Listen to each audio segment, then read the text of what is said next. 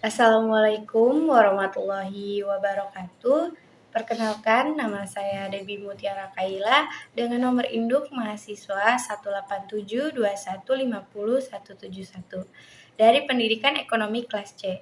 Yang terhormat Ibu Eka Putri SPD MPDE selaku dosen pengampu.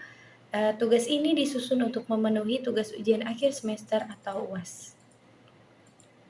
Saya akan menjawab pertanyaan yang diberikan oleh Ibu Eka Putri SPD MPDE. Yang pertama, nomor 1, jelaskanlah alat-alat pendidikan.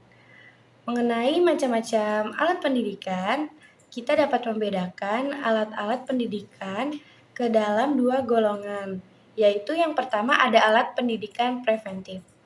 Jadi alat pendidikan ini adalah alat yang bersifat pencegahan. Tujuan alat pendidikan preventif itu diadakan jika maksudnya mencegah anak sebelum ia berbuat sesuatu yang tidak baik dan untuk menjaga agar hal-hal yang dapat menghambat atau mengganggu kelancaran dari proses pendidikan bisa dihindarkan. Misalnya, tata tertib, anjuran, dan perintah, larangan, dan paksaan. Yang kedua ada alat pendidikan represif. Alat pendidikan represif itu disebut juga alat pendidikan kuratif atau alat pendidikan korektif. Alat pendidikan represif bertujuan untuk menyadarkan anak kembali kepada hal-hal yang benar, yang baik, dan yang tertib. Alat pendidikan represif diadakan bila terjadi sesuatu perbuatan yang dianggap dengan peraturan-peraturan atau sesuatu perbuatan yang dianggap melanggar peraturan. Misalnya pemberitahuan, teguran, hukuman, dan ganjaran. Pertanyaan yang kedua, jelaskan bagaimanakah kondisi lingkungan dan lembaga pendidikan yang kondusif. Jawabannya adalah yang pertama itu menata ruang kelas belajar. Untuk menciptakan lingkungan pembelajaran yang kondusif, diperlukan penataan ruang kelas yang baik dan tepat. Yang kedua, suasana belajar dan mengajar. Setelah menciptakan ruang kelas yang kondusif, selanjutnya yaitu menciptakan suasana belajar dan mengajar yang menyenangkan. Yang ketiga, lingkungan luar kelas. Meskipun siswa melakukan kegiatan belajar mengajar di dalam kelas, namun lingkungan luar kelas juga berpengaruh terhadap proses pembelajaran siswa. Yang keempat, komunikasi dan hubungan sosial. Kegiatan belajar mengajar yang dilakukan di ruang kelas bersifat intern, di mana guru memiliki wewenang penuh untuk menjalankan proses pembelajaran yang sedang berlangsung. Yang ketiga, pertanyaan ketiga, jelaskanlah peranan keluarga, pemerintah, dan masyarakat dalam pendidikan di Indonesia.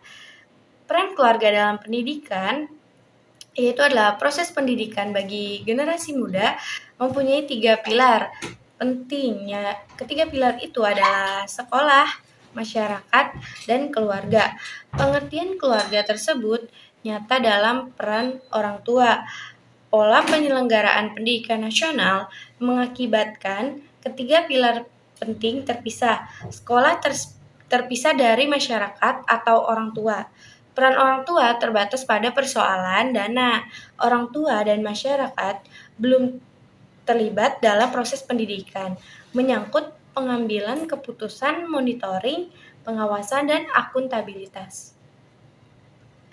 Peranan pemerintah dalam pendidikan Undang-Undang BHP bisa menjadi landasan bagi pemerintah untuk melepaskan diri dari tanggung jawabnya terhadap pembiayaan pendidikan.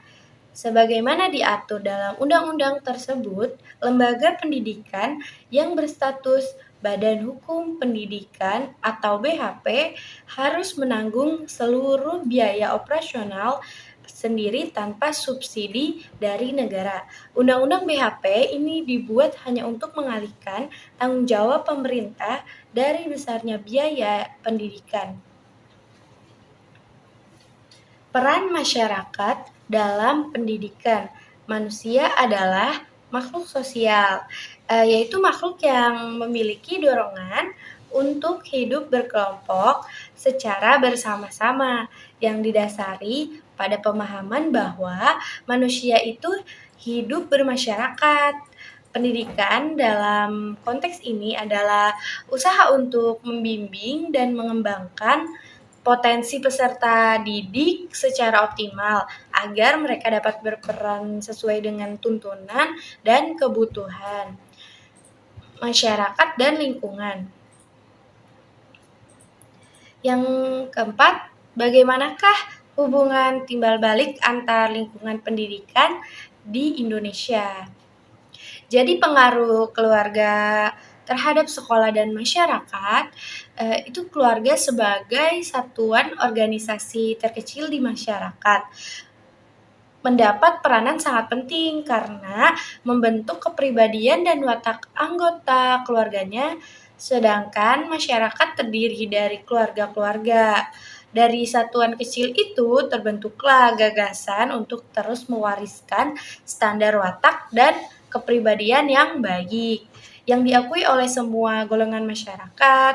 Salah satu institusi yang mewariskan kepribadian dan watak kepada masyarakat adalah sekolah. Sekolah tidak akan terus berdiri jika tidak didukung oleh masyarakat. Maka dari itu, kedua sistem sosial ini saling mendukung dan melengkapi. Jika di sekolah dapat terbentuk perubahan sosial yang baik berdasarkan nilai atau kaidah yang berlaku, maka masyarakat pun akan mengalami perubahan sosial.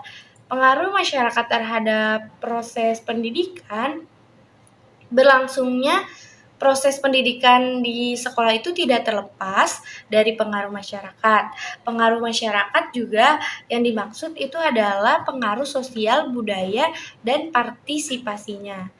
Pengaruh sosial budaya biasanya dalam proses belajar baik yang berkaitan dengan pola aktivitas pendidikan maupun anak didik dalam proses pendidikan.